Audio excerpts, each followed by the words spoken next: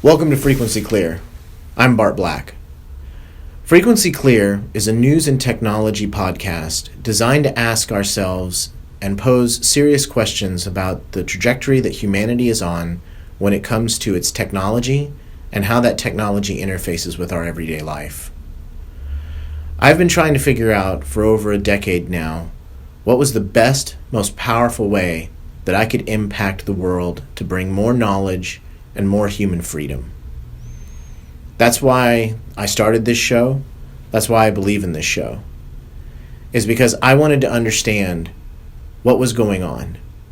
How do we make a better future for ourselves, for our families, for our children, for our nation, for all people around the world? And that was what I wanted to understand, was how technology affects that question. Because in my opinion, it is the foundation of everything that happens from this point forward. History is the story of technology.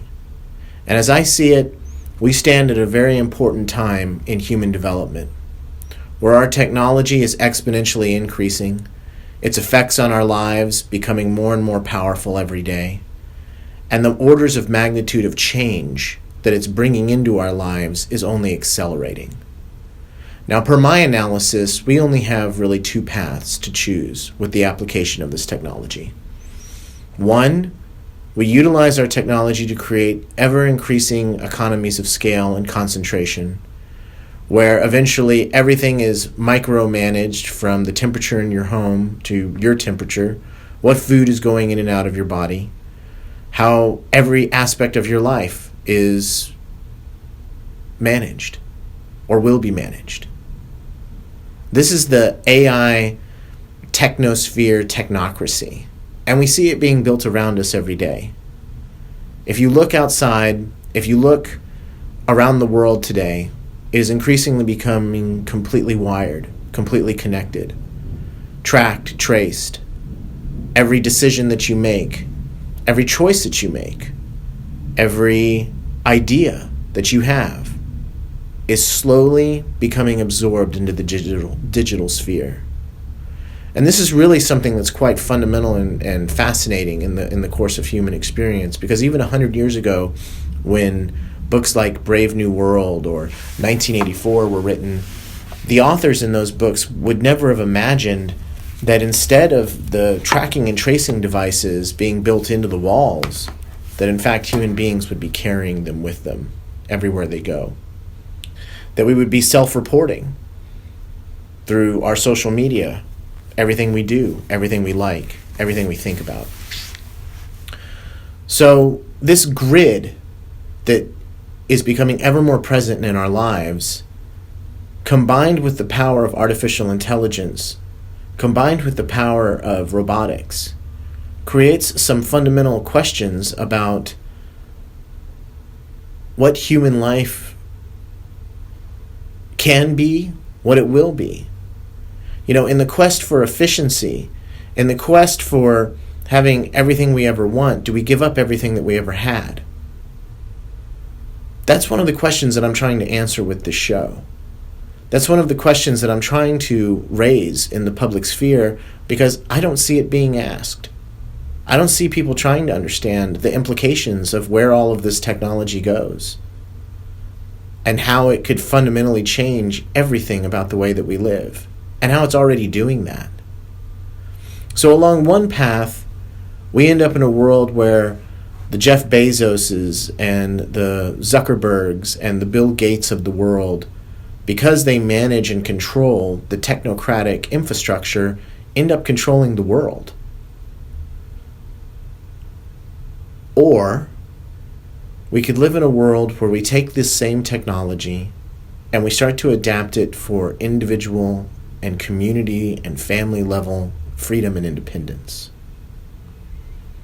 That's the other path that we have, where we decide to decouple, disengage, disconnect from the technosphere and start to build new systems that are much more focused on the empowerment of the individual and the empowerment of individual families and communities. That technology exists. We have the capability of creating communities that are 100% self-sufficient, 100% independent. And to me, that's where the beginning of real human freedom starts, is when people have the ability to supply their own water, their own power, and their own food. The ability to control them becomes far less. When those kind of people and those kind of communities de-invest themselves and decouple themselves from the information technosphere, that's where the future, I believe, truly is. That's where I believe a human future is. And that's the question that this show and that I'm trying to pose with this broadcast is, do we want to have a human future? Do you want to live in a human future, or do you want to live in a Borg future where everyone's implanted, where everyone's absorbed into the digital matrix? And so far, what we've seen through numerous studies is that the reality is that the more connected we become through the digital technosphere, the less happy we become, the more disassociated we become, the more in tune with our God nature, the force we become. I fundamentally believe that the struggle of our time and the question of our time will be between these two opposing forces within the human spirit. That one group will attempt to transcend and evolve through merging with machines, and the other group will attempt to transcend and evolve by returning to nature and utilizing the best aspects of their technology to work in harmony with nature and within harmony within themselves and their communities. What kind of world do you want? Do you want the cold, sterile Borg cube ruled over by Jeff Bezos and Bill Gates? Or do you want to live in Hobbit Town with rolling green hills and little farms where every individual has the capability of taking care of themselves and the power and the dignity to be an autonomous person, not one more unit in a collective? So fundamentally, that's what we're trying to answer here.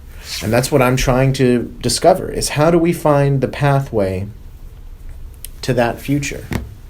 And how do we spread awareness of understanding the dangers of the technocracy and what it fundamentally represents to us?